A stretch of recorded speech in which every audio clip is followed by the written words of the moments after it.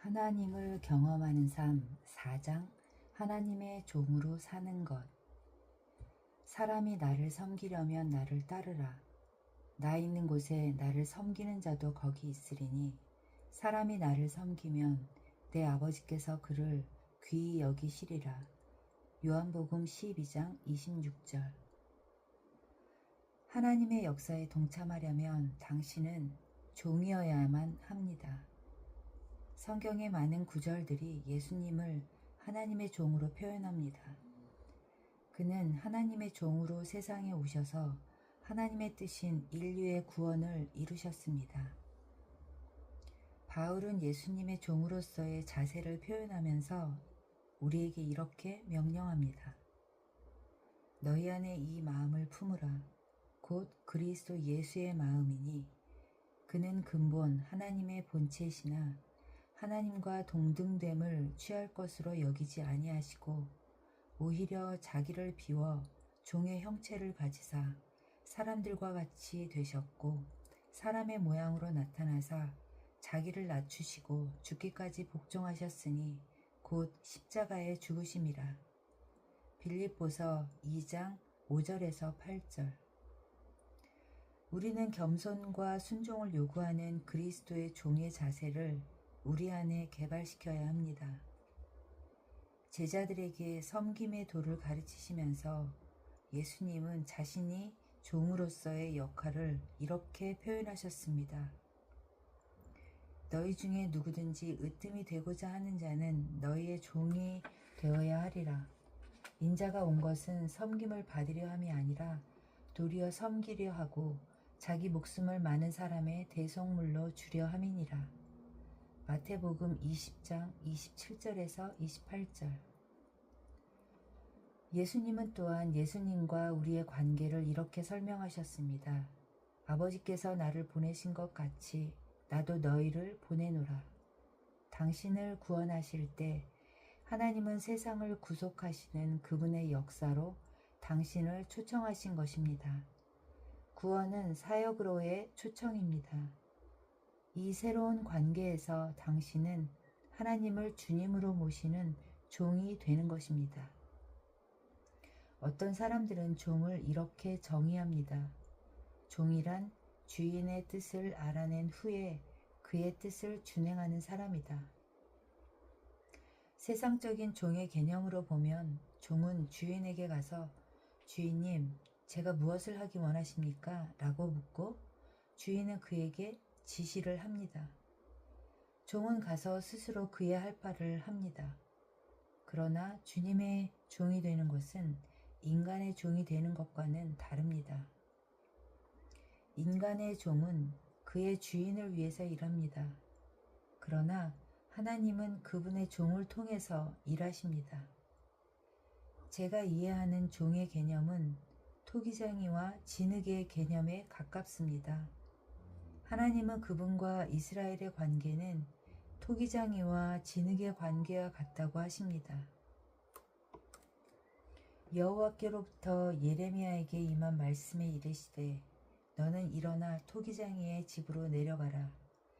내가 거기서 내 말을 내게 들려주리라 하시기로 내가 토기장이의 집으로 내려가서 본즉 그가 농로로 일을 하는데 진흙으로 만든 그릇이 토기장이의 손에서 터짐에 그가 그것으로 자기 의견에 좋은 대로 다른 그릇을 만들더라. 그때 여호와의 말씀이 내게 임하시니라. 이르시되 여호와의 말씀이니라.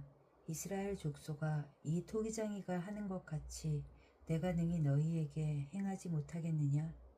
이스라엘 족속아, 진흙이 토기장이의 손에 있음 같이 너희가 내 손에 있느니라. 예레미야 18장 1절에서 6절. 진흙이 유용해지려면 우선 토기장이에 의해 빚어져야 합니다. 그리고 어떤 그릇이 되면 토기장이의 손에 남아 있어야 합니다. 토기장이의 마음대로 빚어지기 싫은 진흙은 소용이 없습니다. 진흙은 토기장이가 원하는 것을 만들도록 응해야 합니다. 그리고 토기장이의 손에 남아 있어야 합니다.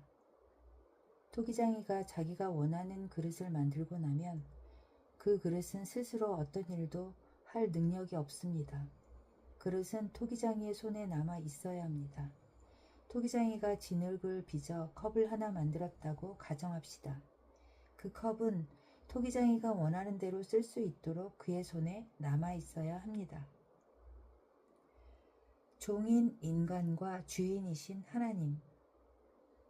이것은 인간 주인을 섬기는 세상적인 종의 개념과는 매우 다릅니다. 하나님 앞에 그분의 종으로서 나올 때 하나님은 우선 당신을 그분이 원하시는 도구로 새로 빚으시고 만드시도록 허락하기를 바라십니다.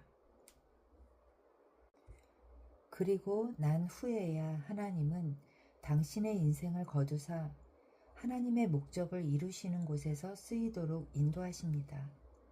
마치 토기장이의 컵이 토기장이를 떠나서는 아무 일도 할 수 없는 것처럼 당신이 주님이 원하시는 곳에 있지 않으면 주님의 명령을 이행할 수 없습니다.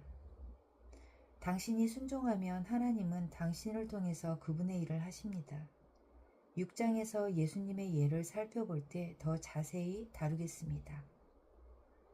하나님의 종은 두 가지를 해야 합니다. 첫째는 하나님의 빚으심을 받는 것이고 둘째는 주님의 손에 남아있는 것입니다. 그제서야 주님은 그의 도구를 원하는 대로 쓰실 수 있습니다. 종은 자기 혼자서는 결코 하나님 나라에 기록될 만한 가치 있는 일을 할 수 없습니다. 예수님이 말씀하셨던과 같습니다. 아들이 아버지께서 하시는 일을 보지 않고는 아무것도 스스로 할 수 없나니. 요한복음 5장 19절. 나를 떠나서는 너희가 아무것도 할 수 없음이라. 요한복음 15장 5절. 하나님이 그의 종을 통하여 일하시면 그 종은 하나님이 하실 수 있는 모든 것을 할 수 있습니다. 그 무한한 가능성. 종이 되는 것에는 반드시 순종이 요구됩니다. 종은 지시대로 일해야 합니다. 그리고 누가 이를 성취하시는가를 명심해야 합니다. 하나님이 하십니다. 당신이 지금까지 인간적인 방법으로 하나님을 섬겨왔다면 이 개념이 당신이 하나님을 섬기는 방법을 바꾸어 줄 것입니다. 당신은 명령을 받고 나가서 혼자 일을 하는 것이 아닙니다. 하나님과 관계를 맺고 그분에게 반응하고 당신의 인생을 하나님의 뜻에 맞춰 나가야 합니다. 하나님께서 하시고자 하는 일이면 무엇이든지 당신의 인생을 통해서 하실 수 있게 하십시오. 밴쿠버 세계 박람회. 저는 6년간 브리티시 컬럼비아의 밴쿠버에서 미국 남침례교단에 속한 교회들을 섬겼습니다. 밴쿠버에서 세계 박람회가 열리게 되자 우리 지방회에서는 그곳에 모일 2200만 명의 사람들에게 복음을 전하는 것이 하나님의 뜻임을 확신하게 되었습니다. 그러나 밴쿠버 근교의 교인이라고는 우리 지방회에 속한 교회의 교인 약 2000명밖에 없었습니다. 어떻게 2000명으로 세계 각지로부터 몰려오는 그 수많은 관광객들에게 큰 영향을 줄 수 있단 말입니까? 박람회가 열리기 2년 전 우리는 계획을 행동으로 옮기기 시작했습니다. 그 당시에 우리 지방회의 총 수입은 9,000달러였습니다. 그리고 그 다음 해의 수입은 16,000달러였습니다. 그런데 박람회가 열리던 해에는 예산을 20만 2천 달러로 잡았습니다. 우리는 그 예산의 35% 정도밖에는 가지고 있지 않았습니다. 나머지 65%는 우리의 기도와 하나님의 공급하심에 달린 문제였습니다. 당신은 기도로 예산을 편성할 수 있습니까? 그 답은 예입니다. 그럴 때 당신은 하나님만이 하실 수 있는 무언가를 시도할 수 있는 것입니다. 우리는 대개 어떻게 합니까?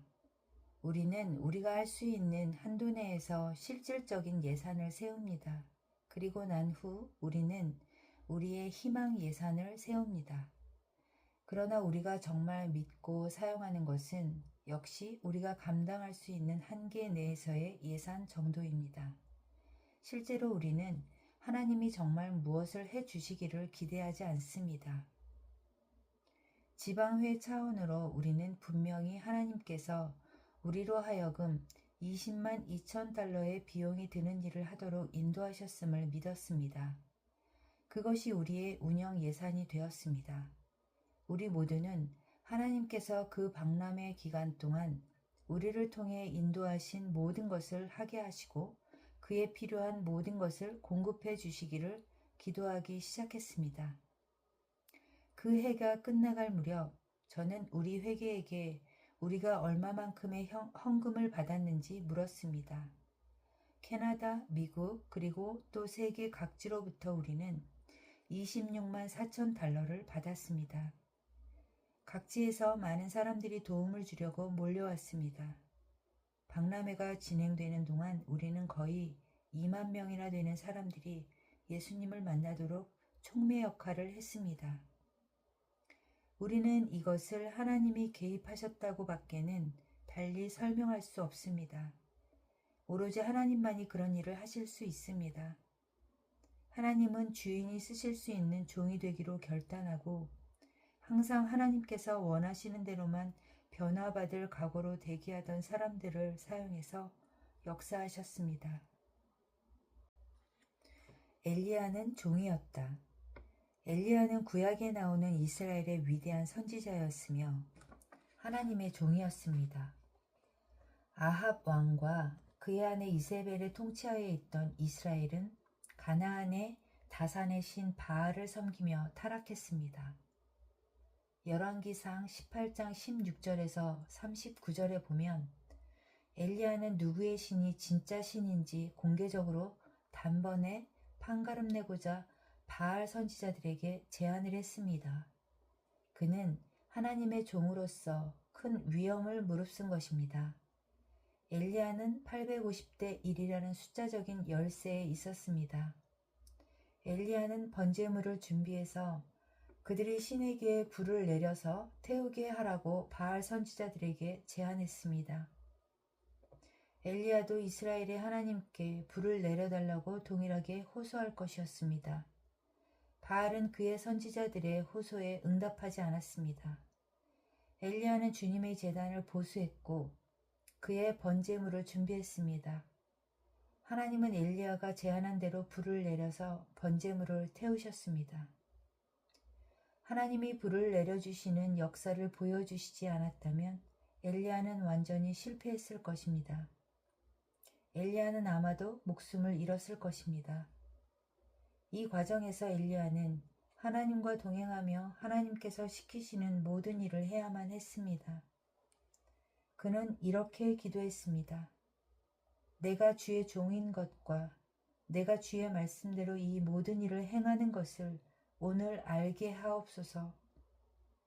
엘리야는 하나님의 명령에 순종했을 뿐 자기 주도로 일하지 않았습니다. 그는 하나님이 가라고 하신 곳으로 하나님이 가라고 하신 때에 하나님이 말씀하신 것을 행했습니다. 그때에 하나님은 엘리야를 통해 자신의 뜻을 이루셨습니다. 엘리야는 주 여호와는 하나님이신 것과 주는 그들의 마음을 돌이키심을 알게 하옵소서 라고 기도하면서 하나님이 그 일을 하셨음을 시인했습니다. 엘리야는 사람들이 하나님을 한 분이신 참 하나님으로 확인하기를 바랐습니다. 그리고 사람들은 그대로 반응했습니다. 엘리야가 하늘에서 불을 내렸습니까? 아니면 하나님께서 내리셨습니까? 물론 하나님이시죠. 그럼 엘리야는 무엇을 하고 있었습니까? 그는 하나님께 순종하고 있었습니다. 엘리야에게는 하나님께서 하시고자 하는 일을 할 만한 능력이 전혀 없었습니다. 하나님께서 하나님만이 하실 수 있는 일을 하시자 모든 사람들은 하나님만이 참 하나님이심을 깨달았습니다. 그리고 하나님은 그의 순종하는 종 엘리야를 통해서 이 놀라운 일을 하셨습니다. 평범한 사람들, 잃어버린 세상을 구속하는 하나님의 역사에 동참한다는 것을 생각할 때 당신은 이런 질문을 할지도 모릅니다. 한 명의 평범한 사람이 무슨 일을 할 수 있습니까? 이럴 때 용기를 주는 놀라운 말씀이 바로 엘리야에 관한 말씀입니다. 엘리야는 우리와 성정이 같은 사람이로되 그가 비가 오지 않기를 간절히 기도한즉 3년 6개월 동안 땅에 비가 오지 아니하고 다시 기도한즉 하늘이 비를 주고 땅이 열매를 맺었느니라. 야고보서 5장 17절 18절. 이 구절에 의하면 하나님의 능력의 사람도 당신과 저와 동일한 평범한 사람이었습니다. 우리처럼 엘리야도 평범한 사람이었습니다. 그러나 그가 기도했을 때 하나님은 응답하셨습니다. 엘리야는 평범했지만 겸손하게 종으로서의 역할을 기꺼이 감당했습니다. 그는 하나님이 지시한 모든 것대로 순종하였고 하나님이 엘리야에게 능력을 주시고 그를 통해서 일하심으로써 한 국가가 하나님께 돌아오는 놀라운 영향력을 발휘하게 하셨습니다. 베드로와 요한. 베드로와 요한은 예수님의 첫 제자들 중에 두 사람입니다. 예수님의 부활 후에 하나님께서 베드로를 통해 안진뱅이를 고쳐주셨습니다. 그때 베드로와 요한은 유대인의 공회에 끌려가서 그들이 행한 일을 설명해야 했습니다. 베드로는 성령의 충만함을 입고 담대하게 유대 종교 지도자들 앞에서 증거하였습니다. 지도자들의 반응을 살펴봅시다. 그들이 베드로와 요한이 담대하게 말함을 보고 그들을 본래 학문이 없는 범인으로 알았다가 이상히 여기며 또 전에 예수와 함께 있던 줄도 알고 사도행전 4장 13절. 성경에 나오는 인물들은 모두 평범한 사람들이었습니다. 하나님과의 관계와 하나님이 그들에게 역사하심이 그들을 특별하게 만들었습니다. 유대교 지도자들이 베드로와 요한을 보고 예수와 함께 있던 줄 알았다는 구절이 당신의 눈에 띄었습니까? 시간을 투자해서 하나님과 친밀한 관계를 맺고 싶어하는 사람은 누구나 하나님이 그 사람의 인생에서 상상을 초월하는 일들을 하시는 것을 볼 수 있습니다. 평범한 신발 외판원 D.L. 무디. 드와이트 L. 무디는 학벌도 없고 목사 안수도 받지 못한 신발 외판원이었지만 복음을 전파하라는 하나님의 부르심을 느끼게 되었습니다. 어느 날 이른 아침 그와 몇몇 친구들은 기도와 회개와 성화의 모임을 갖기 위해서 어느 풀밭에 모였습니다. 헨리 바할리가 이렇게 말했습니다. 이 세상에는 아직 온전히 헌신된 한 사람이 없습니다. 하나님께만 온전히 헌신된 한 사람이 나타나면 하나님께서 그를 통해서 그와 함께 그를 위해 그 안에서 얼마나 큰 일을 하실지 세상은 알지 못합니다. 무디는 그 말에 깊은 감명을 받았습니다. 그가 훌륭한 설교자인 찰스 H. 스펄전 목사님의 설교를 듣고 어떻게 반응했는지를 후세의 전기 작가는 이렇게 표현합니다. 그래, 세상은 아직 그 한 사람을 보지 못했어. 그를 통해서 그와 함께 그를 위해 그 안에서 얼마나 큰 일을 하실지를. 바할리는 누구든 가능하다고 했어. 바할리는 그 사람의 교육 수준이 높아야 한다든지 뛰어나야 한다든지 하는 그런 어떤 조건에 대해서도 말하지 않았어. 단지 한 사람이라고만 했지. 성령님이 내 안에 거하시면 나 무디도 그런 사람이 되는 거야. 갑자기 무디는 지금까지 한 번도 깨닫지 못하던 무언가를 그 교회당에서 보았습니다. 그것은 스펄전 목사님이 아니었습니다. 결국 모든 것을 하고 계신 분, 하나님을 본 것입니다. 하나님이 스펄전 목사님을 쓰신다면 그 외의 사람들을 안 쓰실 리가 없다. 주님의 발 앞에 머리를 조아리고 나를 보내주세요. 나를 써주세요 라고 말씀드리자. 드와이트 L. 무디는 예수님께 온전히 헌신되기를 원하는 평범한 사람이었습니다. 그의 평범한 삶을 통해서 하나님은 특별한 일을 시작하셨습니다. 무디는 근대의 가장 훌륭한 복음 전도자 중에 한 사람이 되었습니다. 그는 19세기 전반에 걸쳐 미국과 영국에서 복음 전도 집회를 열고 설교하여 수많은 사람들을 예수님께로 인도하였습니다. 하나님께서 하나님 나라의 중요한 일을 성취하시기 위해 특별한 방법으로 당신의 삶을 통해 일하실 수 있습니까? 당신은 글쎄 나는 무디가 아닌데 라고 말할지도 모릅니다. 당신이 무디일 필요는 없습니다. 하나님은 당신이 무디가 되기를 원치 않으십니다. 하나님은 당신이 당신 자신이길 원하시고 당신을 통해서 그분이 선택하신 것을 하기 원하십니다. 당신이 아무런 중요한 일도 당신을 통해서는 일어날 수 없다고 얘기할 때 당신은 당신 자신에 대해 얘기했다기보다는 하나님에 대한 당신의 믿음에 대해서 얘기한 것입니다. 당신은 하나님이 당신을 통해 중요한 일을 하실 능력이 없다고 말하는 것입니다.